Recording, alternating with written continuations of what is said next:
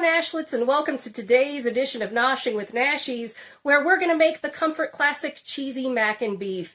It's easy, it's quick, it's budget friendly, and it is oh so versatile. You can use any kind of pasta you want. Macaroni is the classic.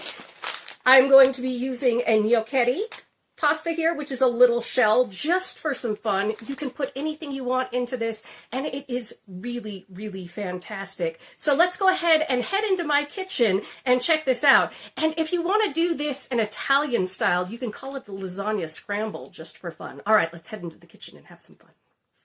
All right, so let's get started with the ingredients that you'll need for this cheesy mac and beef. Again, you can do any seasonings you want. And for instance, if you have leftover lasagna noodles, you can totally break those up and make it into a lasagna scramble. You can use any kind of onion you got. You can use dehydrated if that's all you got. So, it's up to you. It is on the table in about a half an hour. So I got about 1.5 pounds of ground beef here, and you can cook from frozen. I've got a can of diced tomatoes and a can of tomato sauce, some garlic powder, some shallot and herb seasoning, some salt, some pepper, some 6 pepper blend. There's also some sugar in the back. I always like to add some to my tomato. We've got a zucchini here, which ties into the zucchini muffins from last week. That's how we use up our ingredients that we buy. Got some pasta shells here, the onion, our sour cream, and then some cheddar cheese. All right, I'm going to get some water boiling for my pasta and get this beef into the pan and chop up my veg.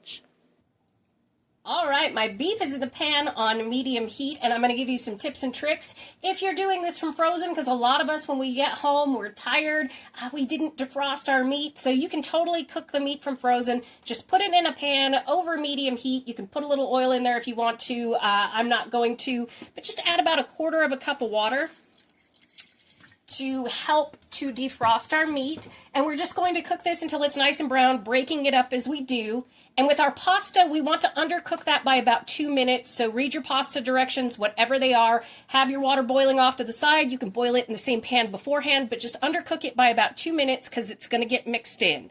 So while our beef is cooking, we're going to come in and we're just going to put in about 1/2 teaspoon of garlic powder.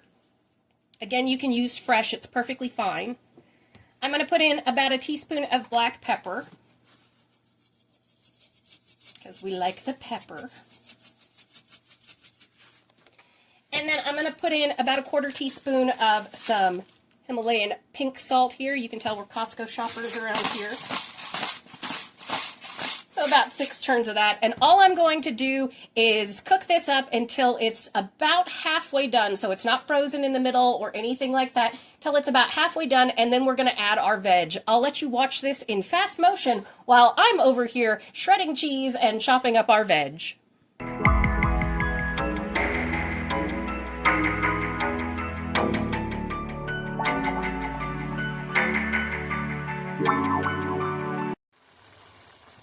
All right, that was about 7 minutes, so we're about halfway done. You want to make sure your beef is all nice and broken up because you won't be able to do that once we put the veg in.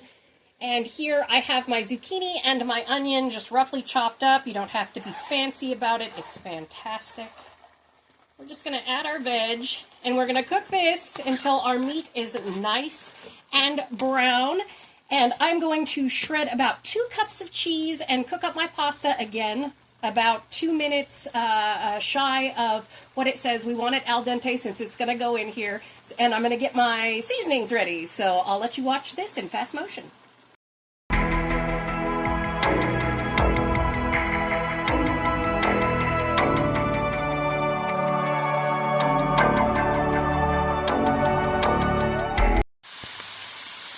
All right, that took us about 10 minutes. And now it's time to season and make up our sauce. Now you can go Mexican with this and use taco seasoning. You can go Italian, use Italian seasonings. You can even do a beef bulgogi. I have a ground beef bulgogi recipe. I'll link in the description. You can go with anything that you like, even just salt and pepper if that's what you want.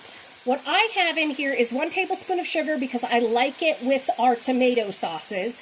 And then I have about 1.5 tablespoons of that shallot seasoning and 1 teaspoon of that I think it's 6 or 9 pepper blend. And we're going to throw that in there. Then we're going to come in with another 1/2 teaspoon or so of garlic, just because I like garlic. And now we're going to put together our sauce here and then cover it for about 5 minutes. And that's when you'll taste it to see what you want to add to it for yourself. So I have 1 can of diced tomatoes. This is 14.5 ounces. And again, 15 ounces or so of tomato sauce. And we're just going to stir this together.